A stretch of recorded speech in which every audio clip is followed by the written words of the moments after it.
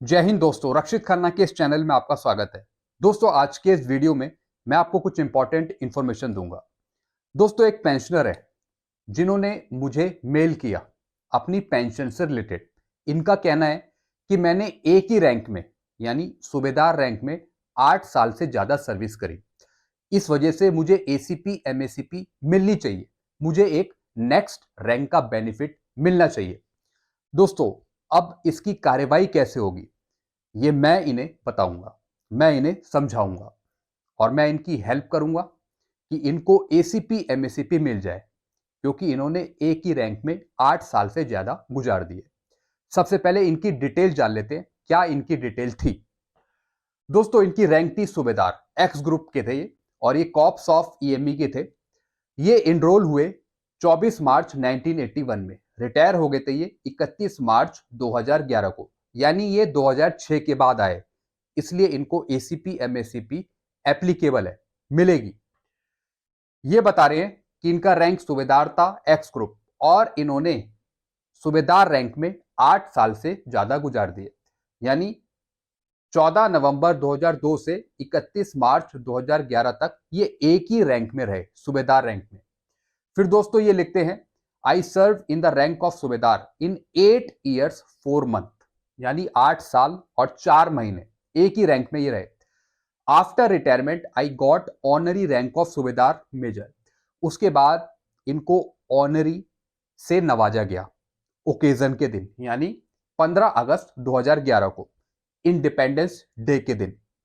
यानी सूबेदारों को ऑनरी तो मिली, लेकिन ऑनरी का फायदा नहीं मिल रहा, ऑनरी सूबेदार मेजर की पेंशन नहीं मिल रही। तो दोस्तों, ये ऑनरी के बेस पर ऑनरी सूबेदार मेजर की तो पेंशन नहीं ले सकते, क्योंकि भारत सरकार किसी को नहीं दे रही। हां, इनको एसीपी एमएसीपी जरूर मिल जाएगी, क्योंकि इन्होंने एक ही रैंक में 8 साल से ज्यादा गुजार दिए। तो दोस्तों, इनको कार्यवाही करनी पड़ेगी अपने रिकॉर्ड ऑफिस से, जिला सैनिक बोर्ड के थ्रू एक लेटर फॉरवर्ड करवाना पड़ेगा, जिसमें ये सारी चीजें लिखेंगे कि मैंने एक ही रैंक में 8 साल से ज्यादा गुजार दिए, इसलिए मैं सूबेदार मेजर की पेंशन के लिए एप्लीकेबल हूं। तो दोस्तों, इस बेस पर सूबेदार रैंक में इनको एसीपी एमएसीपी का फायदा मिल जाएगा और ये पेंशन लेने लगेंगे सूबेदार मेजर की। तो दोस्तों, इनका केस बिल्कुल जेन्युइन है, बस ये कार्यवाही करेंगे और उसके बेस पर इनका काम हो जाएगा। तो दोस्तों, हम इनकी मदद करेंगे, हेल्प करेंगे इनको एसीपी एमएसीपी दिलवाने के लिए, जहां तक हमारी कोशिश रहेगी। चलते हैं अगली इंफॉर्मेशन की तरफ। फिर दोस्तों, फेडरेशन ऑफ वेटरन एसोसिएशन की तरफ से सद्बुद्धि यज्ञ अभियान चलाया जा रहा है और इसकी स्टार्टिंग है 15 अक्टूबर 2023 से, यानी रविवार के दिन। तो दोस्तों, इसमें जितनी भी वीर नारियां हैं या फिर जो भूतपूर्व सैनिक है, वो इस सद्बुद्धि यज्ञ अभियान में जुड़ सकते हैं और जो आपकी मांगे हैं वो इसके थ्रू भारत सरकार तक पहुंचा सकते हैं और अच्छी संख्या बल आप दिखा सकते हैं इसमें शामिल होकर। तो दोस्तों, आपको अच्छे से अच्छा संख्या बल दिखाना है, ताकि जो आपकी मांगे हैं वो जल्दी से जल्दी भारत सरकार तक पहुंचे और भारत सरकार उस पर कुछ एक्शन ले सके। तो आप इस सद्बुद्धि यज्ञ अभियान में भाग लीजिए।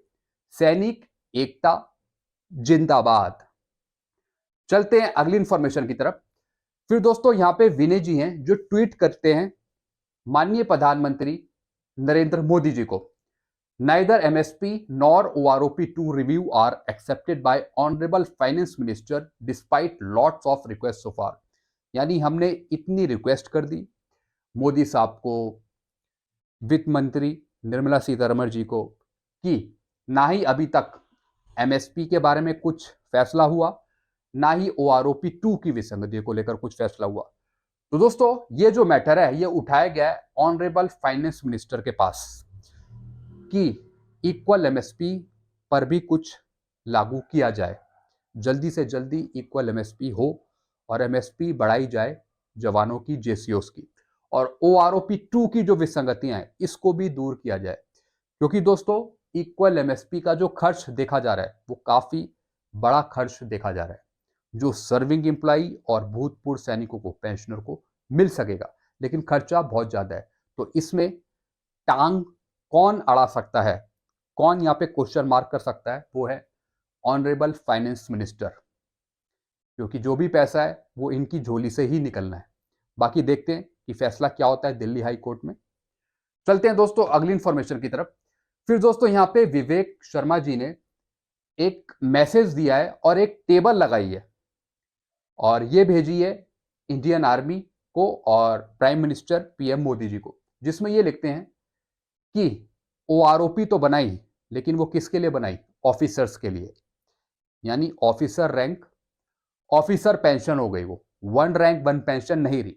उसके बाद ये टेबल लिखते हैं जिसमें ये अफसर की पेंशन बता रहे हैं। बेसिक पेंशन 2006 में 14,600, वही basic pension after OROP 2023 666 circular के अकॉर्डिंग देखें तो एक अफसर की पेंशन 95,400, यानी 2006 में 14,600 और ओआरओपी में अगर देखें तो 95,400।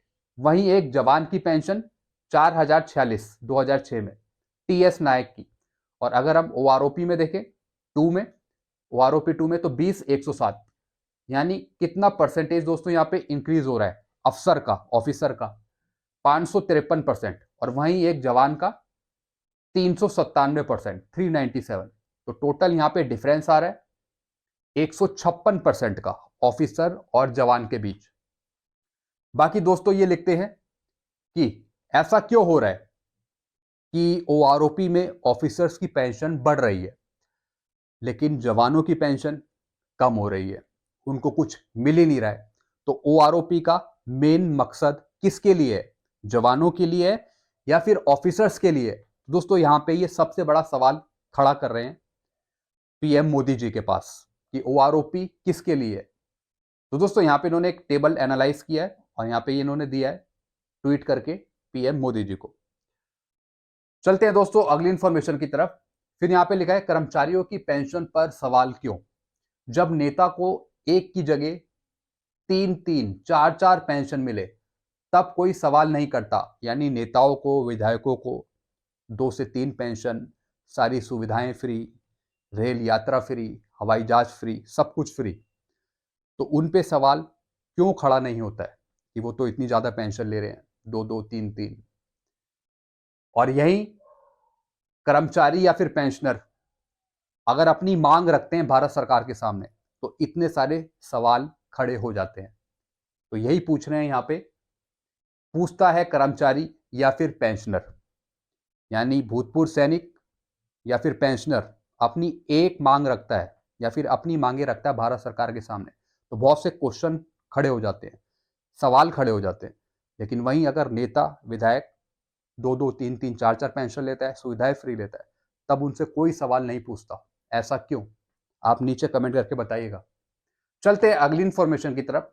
फिर दोस्तों एक पेंशनर लिखते हैं, I am retired 2003, I am not getting any medical allowance, no ECHS facility, no allowance, यानी ये कह रहे हैं कि मैं 2003 के बाद आया पेंशन, ना ही मुझे मेडिकल अलाउंस मिल रहा है, ना ही मुझे ईसीएचएस की फैसिलिटी मिल रही है। दोस्तों जैसा आपको पता है, जो 2003 के बाद आए हैं उनके लिए कंपलसरी है ईसीएचएस की फैसिलिटी लेना। बाकी जो 2003 से पहले आए हैं उनके लिए ऑप्शनल है, या तो वो मेडिकल अलाउंस भी ले सकते हैं या फिर ईसीएचएस की फैसिलिटी ले सकते हैं। तो दोस्तों ये 2003 के बाद आए हैं तो ये ईसीएचएस की फैसिलिटी ले सकते हैं। इसके लिए ईसीएचएस डिपार्टमेंट या फिर ये ऑनलाइन भी अप्लाई कर सकते हैं। तो इनको बताना पड़ेगा कि मेरे को तो कुछ मिल ही नहीं रहा है। बाकी दोस्तों ये ईसीएचएस के लिए इनरोल होंगे, ईसीएचएस की फैसिलिटी इन्हें मिलेगी। चलते हैं अगली इंफॉर्मेशन की तरफ। फिर दोस्तों एक मेंशन लिखते हैं, रक्षित जी राम राम सुप्रभात, सुबह का ये मैसेज है। फिर दोस्तों ये लिखते हैं कि पेंशनर का माइग्रेशन हो गया, लेकिन यदि यूजर आईडी पासवर्ड यदि नवंबर माह तक ना आए तो जीवन प्रमाण पत्र कैसे सबमिट होगा? अब तक या हमेशा नवंबर माह में ही लाइफ सर्टिफिकेट सबमिट होता है, कृपया बताएं। दोस्तों ये कह रहे हैं कि जिनका माइग्रेशन हो गया स्पर्श पे और उनको यूजर नेम पासवर्ड नहीं मिला है तो कैसे वो अपना लाइफ सर्टिफिकेट सबमिट करेंगे? अगर नवंबर आ जाता है, अगर उसमें भी यूजर नेम पासवर्ड नहीं मिलता तो कैसे सबमिट करेंगे? दोस्तों अगर आपको यूजर नेम पासवर्ड नहीं मिलता या फिर स्पर्श का पीपीओ नंबर नहीं मिलता तो फिर आप ई पीपीओ के जरिए, जो ई पीपीओ है आपका पुराना, वो आप नंबर डालेंगे, उसके थ्रू आप अपना स्पर्श पे लाइफ सर्टिफिकेट सबमिट कर सकते हैं। जो ई पीपीओ नंबर है वो है आपका 12 डिजिट का, अगर आपके पास स्पर्श का पीपीओ नंबर नहीं मिला है। बाकी आप नवंबर में ही अपना लाइफ सर्टिफिकेट सबमिट कर सकते हैं ई पीपीओ नंबर के द्वारा। फिर दोस्तों ये लिखते हैं, अब भी मुझे 5% महंगाई भत्ता बढ़ने की पूरी उम्मीद है। दोस्तों यहाँ पे कैबिनेट मीटिंग तो हो नहीं रही है और ये कह रहे हैं कि 5% बढ़ जाएगा। इम्पॉसिबल है, हो ही नहीं सकता कि आपका 5% डीएडीआर बढ़ जाए। 4 बढ़ जाए, 3 बढ़ जाए, ये तो पॉसिबल है, लेकिन 5 बढ़ जाए वो किसी भी कैलकुलेशन में नहीं आता है 5%। तो दोस्तों ये कुछ इंफॉर्मेशन थी जो मैंने आपके साथ शेयर करी। आई होप सारी चीजें आप समझ गए होंगे। वीडियो आपको अच्छा लगता है वीडियो को लाइक करें और इस चैनल को आप सब्सक्राइब कर सकते हैं। Thank you so much.